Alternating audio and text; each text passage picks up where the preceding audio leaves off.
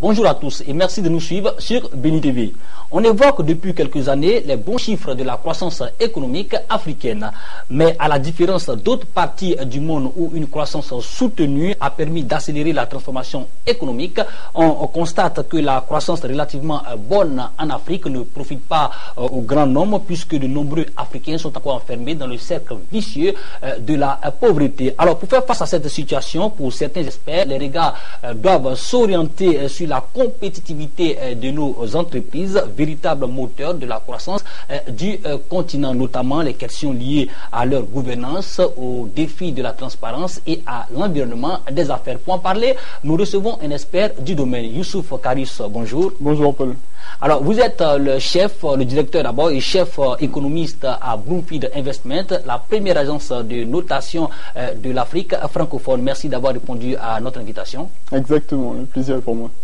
Alors, nous allons entrer donc dans le vif du sujet. Alors, vous qui avez l'habitude d'évaluer les entreprises africaines, alors quel point de situation concernant l'état de santé de ces entreprises? Oui, pour commencer, il faut comprendre qu'on est dans un environnement qui n'est pas très éloigné des économies un peu plus complexes. Je pense aux économies occidentales. On a un tissu économique qui est relativement fourni en PME, en petites structures, en micro structures notamment. Les TPE, les TPE par exemple. Très petites entreprises. Exactement. Mais on en a encore de plus petites qu'on appelle des microstructures. Okay. Des microstructures qui sont en général des entreprises individuelles, qu'elles soient référencées ou pas, d'ailleurs auprès des institutions de la République. Donc c'est le cas un peu partout en Occident aussi. Cela dit, dans notre environnement, les grandes entreprises ont un problème majeur qui est un problème stratégique. C'est-à-dire qu'elles souffrent d'un manque de compétitivité grandissant qui est dû en grande partie aussi à une stratégie, à leur stratégie financière notamment, entre autres, mais d'autres éléments stratégiques qui vont être par exemple leur stratégie de compétition sur les marchés internationaux. Beaucoup de structures, de grandes structures de nos environnements, grandes structures panafricaines, n'ont pas ou ont une stratégie inadaptée à leur environnement. Ce sont des problématiques qui sont intrinsèques à notre continent. Pour ce qui est plutôt des PME, ce qu'on appelle les PME et les microstructures, ça va être surtout des problématiques organisationnelles ou structurelles. Par exemple, vous prenez une PME de la place, rares sont celles qui ont des comptes qui sont réellement audités, qui ont de l'information qualitative qui leur permettent de prendre des décisions en connaissance de cause, par exemple. Donc c'est des problématiques dans notre environnement qu'on rencontre souvent, que dans notre métier chez Bloomfield Investment on rencontre aussi au jour le jour. Ok, alors quel peut être l'apport des entreprises africaines dans la dynamique de croissance du continent? Alors, il faut comprendre que l'économie, intrinsèquement, c'est on va dire un environnement qui évolue uniquement avec l'influence du secteur privé, principalement. L'administration n'est censée avoir qu'une faible incidence sur l'économie en réalité. Nos grandes lacunes, c'est que justement le secteur privé est trop dépendant dans nos environnements africains, dans certains pays. Ce n'est pas le cas, je vous l'accorde, mais dans la majeure partie des pays africains qui souffrent de performances économiques encore trop faibles comparées à leur potentiel. La raison est là, c'est que le secteur privé est trop adossé encore ou est trop dépendant de l'environnement administratif. Qui devrait pas. Voilà, le secteur public, entre autres. Quand vous voulez faire un papier ou quand vous voulez enregistrer une entreprise et qu'on vous dit qu'il faut 2 semaines, naturellement ça pose un problème. Alors c'est vrai qu'on a aujourd'hui Doing Business qui a permis à tout le monde de suivre la logique de justement l'enregistrement des sociétés en 24 heures, etc. Il y a beaucoup d'évolution là-dessus, mais il y a encore beaucoup à faire. Ça ralentit un peu les investissements, ça ralentit aussi la création d'entreprises, ça ralentit surtout la promotion de l'entrepreneuriat. Surtout dans nos cultures francophones, on a un problème avec la promotion de l'entrepreneuriat. C'est-à-dire qu'aujourd'hui, le modèle de réussite sociale pour l'ivoirien moyen, on va dire ça comme ça va être surtout de trouver un emploi qualitatif derrière un bureau, dans une grande administration, peut-être un poste de fonctionnaire quelque part, alors que le modèle de réussite anglo-saxon, en tout cas capitaliste par excellence, c'est l'entrepreneur. C'est l'entrepreneur qui, même part du bas de l'échelle, arrive à gravir les échelons, arrive à gagner des galons en éliminant la compétition aussi, parce qu'il s'agit de ça dans un environnement capitaliste. Donc c'est tout ça. L'entrepreneur ici n'est pas suffisamment promu. Okay. D'accord. Alors, la compétitivité de nos entreprises est souvent mise en cause en termes de gestion, comme vous l'indiquez tantôt. Alors, quels sont les indicateurs de performance sur lesquels nos entreprises peuvent, n'est-ce pas, s'adosser pour pouvoir réussir? Alors, d'abord, une société qui se développe dans un environnement a besoin de financement. Ça, c'est une partie de ce à quoi nous travaillons aujourd'hui. Nous travaillons à la transparence financière. Pourquoi? Parce que quand vous êtes une petite entreprise ou une grosse entreprise, peu importe, le coût de l'argent a une incidence sur vos performances. C'est-à-dire que vous n'avez pas les moyens, toujours en tout cas, de vous développer sur la base de ce qu'on considère comme vos fonds propres. C'est-à-dire ce que vous avez à disposition tout de suite. Naturellement, vous êtes obligé de faire appel à des mécanismes plus ou moins complexes qui vont vous permettre de mobiliser des capitaux, que ce soit des capitaux familiaux ou que ce soit des capitaux à travers des banques ou des institutions financières autres, qui vous vont permettre qui vont vous donner justement le souffle suffisant pour vous développer à une certaine mesure, dans un certain environnement, avec une certaine performance plus rapide que si vous utilisiez vos fonds propres ou ce que vous avez de disponible tout de suite, en monnaie par exemple. Voilà. Donc ces stratégies-là ont un coût. Un coût qui est aussi fonction du niveau de transparence qu'on accepte d'avoir avec son interlocuteur. Si aujourd'hui vous allez chez un banquier et que vous demandez un prêt, le banquier vous connaît pas en tant que société parce que vous n'avez pas des états financiers audités, bien organisés, etc. Donc il vous faut faire preuve d'une certaine transparence pour faire comprendre justement à votre interlocuteur que vous avez une qualité de crédit et que vous n'allez pas le lâcher, c'est-à-dire que vous allez rembourser quelque part. Voilà, donc en fait, ce n'est pas de la charité, c'est un businessman qui vous demande, est-ce que moi, si je vous prête à ces conditions-là, je suis sûr d'avoir une certaine rentabilité derrière. Entreprise doit être solvable en fait. Exactement. Ok, ces outils de production et de rendement de l'actif concernent tout type d'entreprise. Tout type d'entreprise.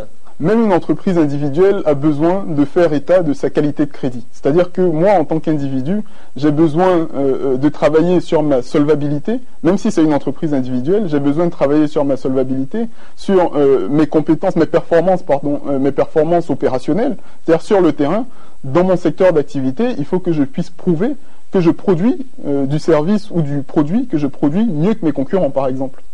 Donc c'est ce qui va m'amener justement à rentrer de la bonne manière dans un environnement concurrentiel. Alors, au niveau des indicateurs de performance, vous l'indiquez tantôt, l'indicateur financier est vraiment très important.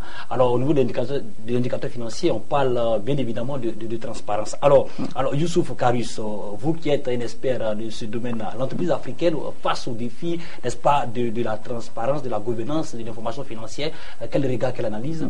Il y a encore énormément de boulot. Cela dit, on part d'une situation qui était bien pire il y a quelques années. Lorsque M. Zézé Stanislas se lançait dans le projet de Bloomfield Investment, qui est aujourd'hui la première agence de notation panafricaine francophone, il y a beaucoup de personnes qui n'y croyaient pas, naturellement. Parce que vous êtes dans un environnement culturel qui n'est pas un environnement favorable à la transparence. La culture du secret. Voilà, la culture du secret qui est aussi l'environnement francophone. Faut pas le nier, ça nous vient essentiellement de l'environnement économique francophone, qui est aussi une culture du secret. On a lancé Bloomfield Investment pour répondre à une nécessité énorme sur les marchés financiers, qui est la nécessité de répondre à l'adéquation en termes d'information entre l'offre et la demande. C'est-à-dire que ceux qui ont les capitaux doivent savoir exactement dans quelles entités ils injectent ces capitaux. Et c'est ce qui les rassure justement sur le fait que l'entité en question a les moyens de rembourser. Et donc c'est ce qui va leur permettre à eux de pouvoir bouger sur leur position et peut-être proposer des taux un peu plus aménagés ou des conditions sans garantie, par exemple un peu plus aménagées pour ceux qui prétendent à l'emprunt. Voilà. Ou peut-être même proposer des conditions drastiques parce que justement celui qui est en face, qui a fait preuve de transparence, n'est pas suffisamment solvable. Tout à fait. Voilà. Donc on participe un peu à cette transparence financière qui est essentielle dans un marché financier bien structuré. Et on parle d'économie, c'est vrai, l'enjeu d'une économie performante, c'est de trouver de la croissance là où elle se trouve. Mais comment est-ce qu'on trouve de la croissance si on ne peut pas investir? Ou si le coût de l'argent est trop élevé? Donc c'est là l'enjeu. C'est-à-dire que l'incidence aujourd'hui qu'a la notation financière sur les conditions de crédit, donc sur le coût de l'argent, a forcément une incidence indirecte certes, mais sur la capacité des entités qui empruntent sur la base d'une notation à produire plus ou à être plus performantes ou plus compétitives. Alors, vous êtes, n'est-ce pas, dans une agence de notation, on est d'accord que l'information financière éclaire, n'est-ce pas, j'allais dire, les potentiels investisseurs. Alors, comment lever les freins à la qualité, n'est-ce pas, de l'information financière? Alors, c'est vrai que c'est une problématique très importante. Pour nous, en premier, cela dit, on est moins sujet, en tout cas dans le cadre de la notation financière pour certaines entités, on est moins sujet à ce type de problématique. Pourquoi? Parce qu'on note beaucoup de grandes entreprises qui ont déjà un certain niveau de structure, donc qui sont des entreprises qui ont un certain historique financier aussi, avec des banquiers, avec d'autres institutions financières, et qui sont structurées, qui ont des états financiers audités par de grands groupes, je ne vais pas les nommer ici, mais par de grands groupes de la place qui sont reconnus mondialement. On a ce type de problématique, par exemple dans mon département, quand on travaille sur des études sectorielles ou sur des études de risque pays. Parce que l'information macroéconomique ou l'information sectorielle est beaucoup plus dure à avoir. Alors, en réponse à ces problématiques de qualité d'information, nos méthodologies, chez nous, Bloomfield, on a des méthodologies qui sont très terrain, c'est-à-dire qui sont très pragmatiques. Donc on essaie de ne pas faire de copier-coller entre guillemets des méthodologies existantes dans d'autres environnements qui fonctionnent, qui sont plus complexes, mieux organisés. On essaie de les rationaliser par rapport à notre environnement propre. C'est-à-dire que quand on note une société, par exemple, ou quand on sort un rapport sectoriel dans mon département, on va systématiquement aller regarder des paramètres qui vont être peut-être même culturels parfois, qui vont être culturels ou qui vont être des paramètres très pragmatiques terrain sur par exemple la capacité de telle ou telle administration à délivrer des permis, la capacité de telle ou telle entité privée à être plus performante que les autres sur le terrain, sur des contrats typiques. Donc on va poser ces questions-là sur le terrain pour justement pouvoir recueillir des informations de façon détournée, on va dire ça comme ça. C'est-à-dire que ce ne sera pas de l'information très organisée parce qu'elle n'existe pas dans l'environnement dans lequel on fonctionne. Donc on va essayer de trouver ce qu'on appelle des proxys. Voilà. D'accord, ok. Au niveau de la transparence, moi j'ai une question qui souvent me traverse à l'esprit. Je veux parler des entreprises d'extraction minière. On sait que à ce niveau-là, c'est difficile de pouvoir maîtriser l'information. Un commentaire? Alors, c'est vrai que c'est des secteurs qui, intrinsèquement, historiquement... d'énormes devises, bien sûr, mais historiquement, c'est des secteurs qui ne sont pas transparents. Aujourd'hui, je vous parlais du secteur minier, mais il y a aussi le pétrole. Le secteur pétrolier, bien que bien réglementé, il y a un cadre réglementaire qui a été revu d'ailleurs il n'y a pas très longtemps, il n'y a pas si longtemps que ça, qui est bien organisé. Cela dit, c'est des secteurs qui restent encore trop peu transparents. Pourquoi? Parce que les décisions stratégiques in fine ou les décisions contractuelles, c'est ce qui intéresse le monde et c'est là où l'administration ne va pas forcément communiquer. Vous voyez ce que je veux dire? C'est-à-dire qu'aujourd'hui, on n'a aucune information sur la décision finale, sur un permis d'exploitation. Il ne s'agit pas d'exploration. L'exploration, on sait très bien ce qu'il faut respecter comme cahier des charges pour être candidat à l'exploration. On n'a pas de souci à savoir ça. Ce qu'il faut savoir après, c'est comment sont délivrés les permis d'exploitation. Il y a un problème dans nos pays africains, c'est que ces décisions-là relèvent en général des chefs d'État. Des chefs d'État, donc des chefs d'État qui naturellement ne sont pas forcément transparents sur les conditions qui ont été négociées avec les exploitants sur tel ou tel site minier ou sur telle ou telle zone pétrolifère. Donc il y a quand même un travail qui est fait avec l'ITIE normalement, une initiative de transparence pour les industries extractives. Qui a été lancée par l'Angleterre. Par Tony Blair, par la fondation Tony Blair à l'époque. Qui fait quand même un travail extraordinaire là-dessus, qui a permis justement de déjà établir des comparaisons entre les fiscalités qui sont annoncées côté État et les fiscalités qui sont déclarées côté exploitant. Donc ça permet déjà de trouver des inadéquations. Donc parfois, si vous prenez le cas du Nigeria, par exemple, c'est un pays où il y a des inadéquations entre ce qu'annoncent les principaux exploitants et la réalité, en tout cas ce qu'annonce l'État. Alors on ne sait pas d'où vient le dysfonctionnement, mais cela dit, il y a déjà des écarts. Donc il faut comprendre d'où ça vient. Est-ce que c'est du détournement? Est-ce que déjà c'est un premier pas. L'étape d'après, ça va être d'aller actionner le traçage des fonds publics qui émanent de ce type d'activité-là. Donc une fois que c'est tracé, on arrive à savoir justement ce qui manque, mais d'où est-ce que ça vient. Ok, on termine rapidement avec le chapitre transparence, entreprise publique face à la transparence. Alors, entreprises publiques, oui. Enfin, c'est vrai que les entreprises publiques, en général, on a l'habitude de dire, le secteur public, l'État de le secteur public, on a l'habitude de dire qu'il n'est pas suffisamment transparent. Je dirais oui et non. Oui et non parce que dans notre portefeuille, par exemple, on a beaucoup d'entités publiques déjà. Ça fait quelques années déjà qu'on note le port d'Abidjan, le port de San Pedro aussi en Côte d'Ivoire. On a des sociétés publiques camerounaises comme Camtel qui sont dans notre portefeuille. Donc ils font quand même preuve d'une transparence financière énorme et je peux vous rassurer sur le fait que ce n'est pas des initiatives qui sont parties des États. Bien au contraire, c'est des sociétés publiques elles-mêmes ou parapubliques elles-mêmes qui ont pris la décision de se faire noter pour celles qui sont le mieux notées, en tout cas mieux négocier les conditions financières, et pour celles qui sont le moins bien notées, on va dire, déjà pour faire preuve d'une transparence financière. Donc il y a quand même des pas qui se font. Oui, je suis d'accord avec vous, puisque l'Union africaine, il n'y a pas longtemps, a souligné ce volet-là, la transparence, l'assainissement du secteur public. La gouvernance, etc. Alors, il y a beaucoup d'engouement. Après, il faut aller jusqu'au bout. Très rapidement, moi, sur la collectivité territoriale, face à cette question. Oui, alors, les collectivités territoriales, c'est vrai que c'est un secteur, on va dire, c'est des entités qui sont encore très opaques. Mais pas parce qu'il y a un manque de volonté. C'est aussi du fait de l'organisation même de la décentralisation. Les collectivités territoriales sont encore trop liées à l'État. Moi, ça, c'est quelque chose que je considère qui n'est pas forcément justifié. Je veux dire, aujourd'hui, l'État n'a plus les moyens d'investir dans toutes les zones, dans toutes les régions de la Côte d'Ivoire, par exemple. Il faut que l'investissement local soit promu. Il faut que les collectivités territoriales qui ont les moyens d'aller sur les marchés, par exemple, c'est le cas de Dakar qui se prépare, les marchés financiers, Dakar se prépare à émettre une obligation de 20 milliards pour justement financer un projet spécifique.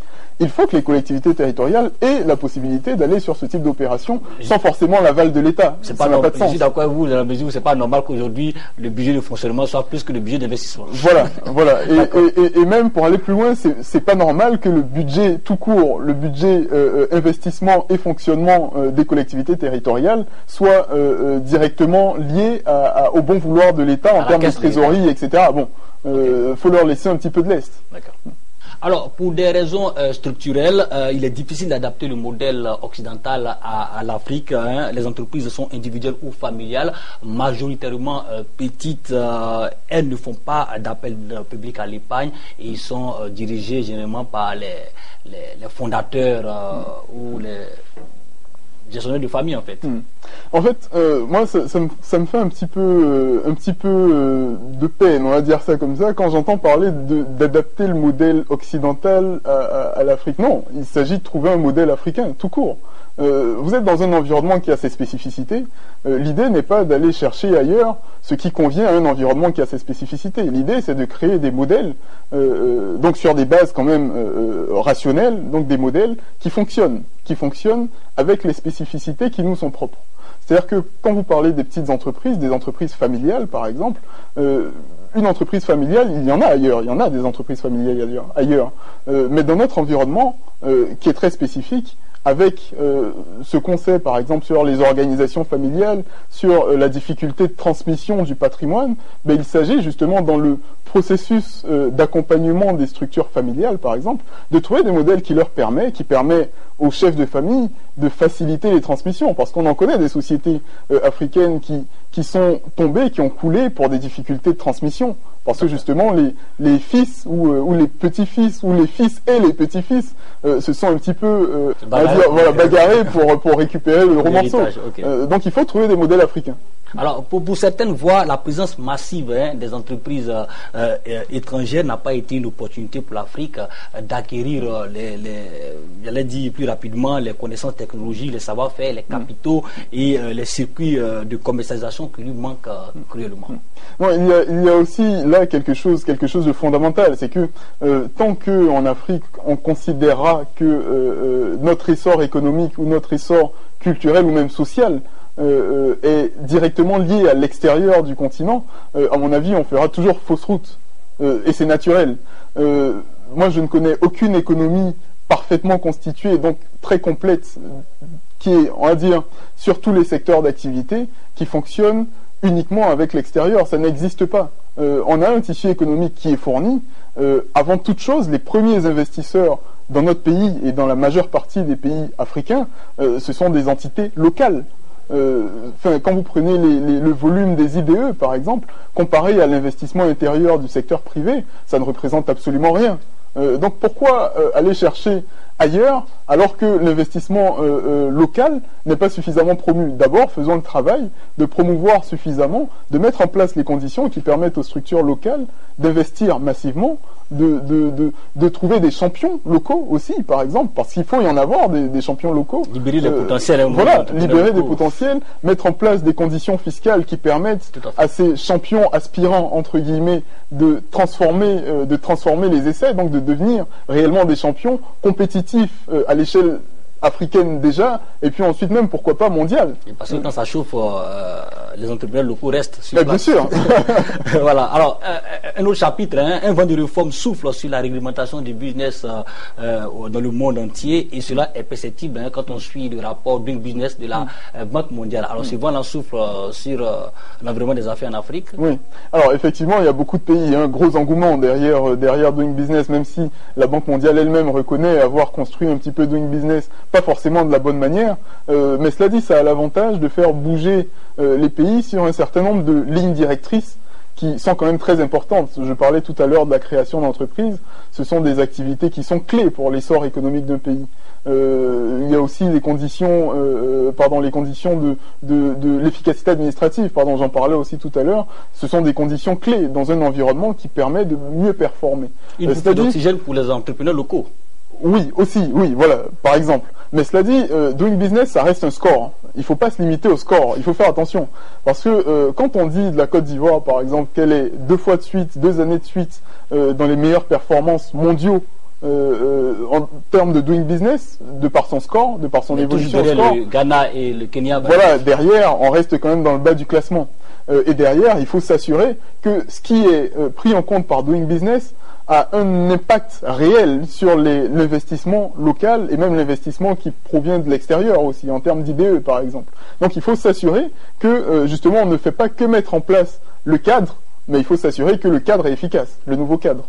Alors, la Chine s'est développée à une vitesse vertigineuse en s'appuyant au départ sur le partenariat avec des entreprises étrangères pour faire exploser ses exportations, alors que l'Inde, au contraire, n'est-ce pas, s'est développée plus lentement en s'appuyant essentiellement sur les entreprises locales, comme on le dit. Alors, laquelle, n'est-ce pas, des deux approches convient pour l'Afrique, ou bien il faut forcément un modèle africain, comme vous l'indiquez? Bon, moi, je reste sur la position qui dit qu'il faut un modèle africain, mais cela dit, il y a aussi de bonnes choses à prendre à l'extérieur. Je ne tire pas un trait définitif sur l'extérieur, mais la Chine et l'Inde, par exemple, ce sont deux modèles. On va dire que la Chine est un modèle un peu mixte entre les investissements extérieurs et l'économie intérieure. Il faut dire l'économie intérieure chinoise est de plus en plus puissante, et peut-être même aujourd'hui plus puissante que ceux qui viennent de l'extérieur. Pourquoi? Parce que les Chinois ont l'avantage d'être 1,5 milliard, voire 1,7 milliard maintenant peut-être. La Chine, c'est une population, une classe moyenne qui se développe à une allure phénoménale. C'est une classe, on va dire, de riches, entre guillemets, qui se développe à une allure phénoménale.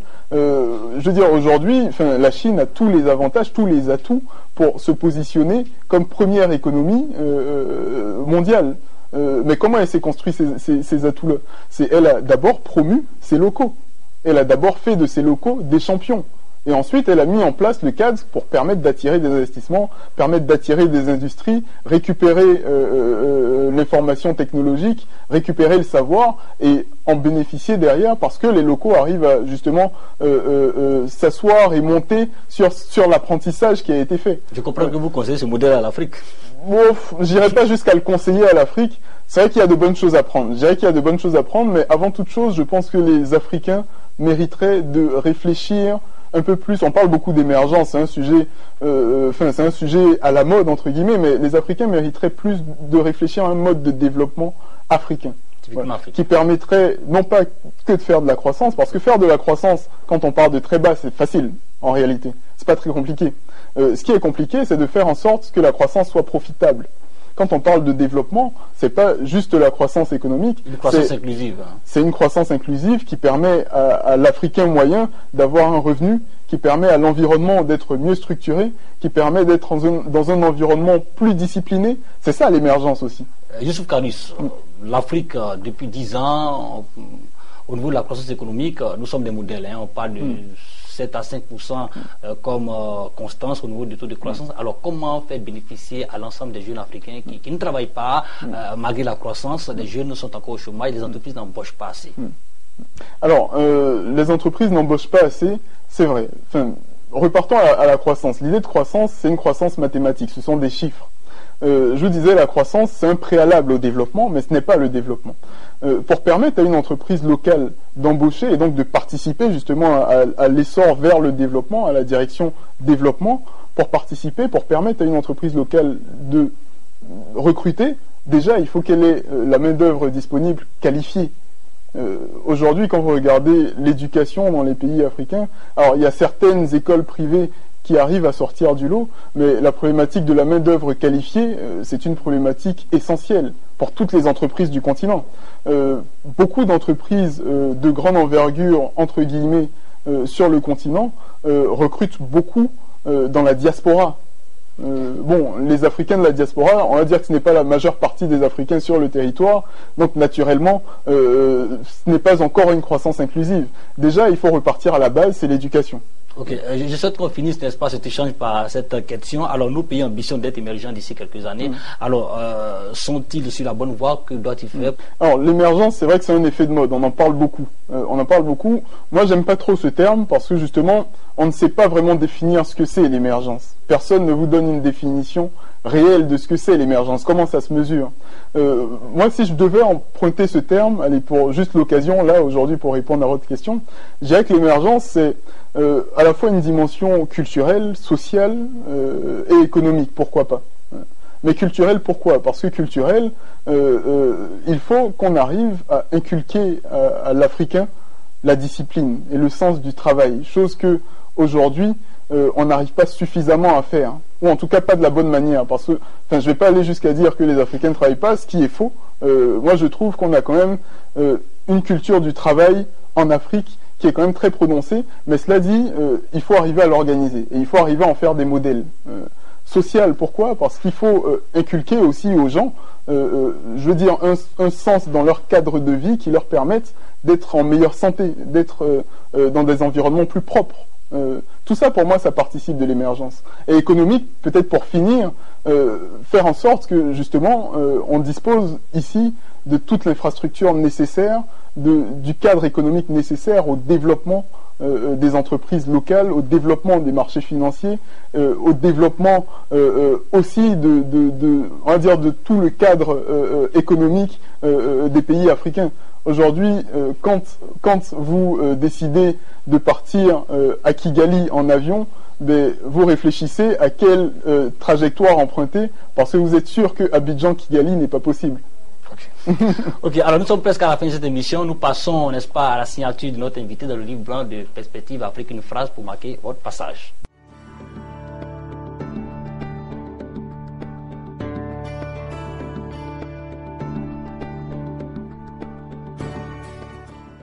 Alors, vous partagez votre réflexion aux téléspectateurs de Bénin TV? Bien sûr. Alors, donc, je vous dis, pour mon passage donc, chez Bénin TV, je souhaite donc à notre continent africain de prendre le leadership véritable de son développement futur. Ok, voilà que c'est bien dit. Alors, nous sommes à la fin de cette émission. Nous avons échangé avec notre invité, n'est-ce pas, sur les questions liées au développement des entreprises en Afrique. Avec notre invité à cet effet, nous avons, n'est-ce pas, exploré les sujets liés aux indicateurs de performance, à la transparence de nos entreprises et à l'amélioration de l'environnement des affaires. Je rappelle que nous étions avec Youssouf Karius. Il est directeur chef économiste à Bloomfield Investment, première agence de notation de l'Afrique francophone, jeune et dynamique. Merci d'avoir répondu à notre invitation. Merci à vous, c'était un plaisir. Quant à vous, téléspectateurs, nous vous donnons rendez-vous pour une autre émission de Perspective Afrique, mercredi 17h25, samedi 20h, sur ce bon site de programme sur Bénin TV.